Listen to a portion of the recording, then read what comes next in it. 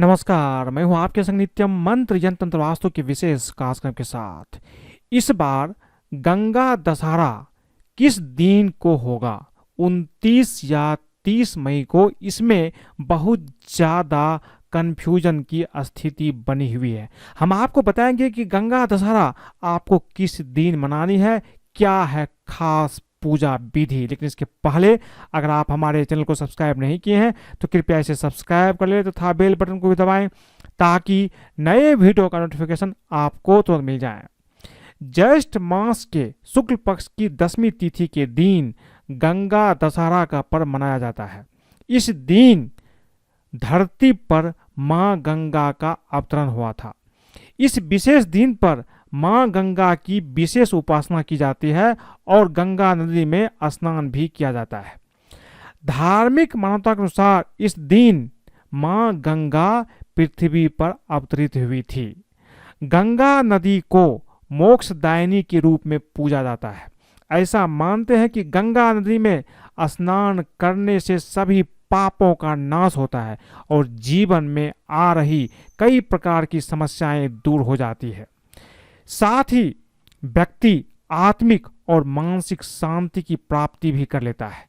शास्त्रों में यह भी बताया गया है कि गंगा स्नान से न केवल वर्तमान में किए गए पाप धुल जाते हैं, साथ ही पूर्व जन्म में किए गए सभी पापों से मुक्ति भी मिल जाती है, जो आपके सफलता में बहुत ही ज्यादा महत्वपूर्ण भूमिका निभाती है। लेकिन इस साल यानी कि 2023 में मनाए जाने वाले गंगा दशहरा पर्व को लेकर कुछ उलझन की स्थिति बनी हुई है। कुछ लोग कहते हैं कि गंगा दशहरा 29 मई को होगा और कुछ लोग कहते हैं कि 30 मई को गंगा दशहरा मनाना चाहिए, गंगा स्नान करना चाहिए। क्या है सही बातें, हम आपको बताते हैं। देखिए, ज्येष्ठ शुक्ल पक्ष की 10वीं तिथि 29 मई को रात्रि 11:49 से शुरू होगी और इसका समापन होगा 30 मई को दोपहर 1:07 पर। उदया तिथि के अनुसार गंगा दशहरा 30 मई 2023 मंगलवार को ही मनाया जाएगा। उदया तिथि का मान होता है, इसलिए 29 मई को गंगा दशहरा नहीं होगा, 30 मई को ही गंगा दशहरा का पर्व रखा जाएगा। इस दिन हस्त नक्षत्र का निर्माण हो रहा है, जो सुबह 4:29 से पूर्ण रात्रि तक रहेगा। गंगा दशहरा के दिन सिद्धि योग और रवि योग का भी निर्माण हो रहा है। इस दिन सिद्धि योग रात्रि 8:55 तक रहेगा और वही रवि योग पूरे दिन रहेगा। इसके साथ साथ गंगा दशहरा के दिन, जैसा कि मैंने आपको पहले बताया है, कि हस्त नक्षत्र का निर्माण हो रहा है, जिसे शुभ कार्यों के लिए बहुत ही ज्यादा श्रेष्ठ माना जाता है, जो पूर्ण रात्रि तक रहेगा। इस दिन गृह प्रवेश, नए घर की खरीदारी, वाहन की खरीदारी, नए घर में प्रवेश करना बहुत ही ज्यादा शुभ माना जाता है। इस दिन आप कोई भी शुभ काम कर सकते हैं।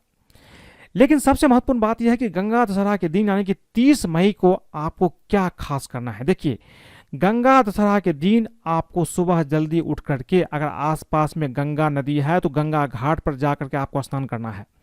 अगर ऐसा नहीं कर पा रहे हैं तो घर में ही पानी में थोड़ा सा गंगा जल मिला करके आप सुबह सुबह स्नान अवश्य कीजिए।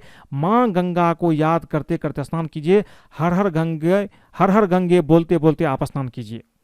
यदि गंगा घाट पर स्नान करने आप जा रहे हैं तो आप सबसे पहले भगवान सूर्यदेव को जल अर्पित कीजिए। इसके बाद हर हर गंगे का बोल लगाते हुए, उच्चारण करते हुए 10 बार आप गंगा नदी में डुबकी लगाइए। इसके बाद मां गंगा का पूजन कीजिए। गंगा पूजन में हर चीज जो आप अर्पित करते हैं 10 की संख्या में होना चाहिए, इसका ध्यान रखिए।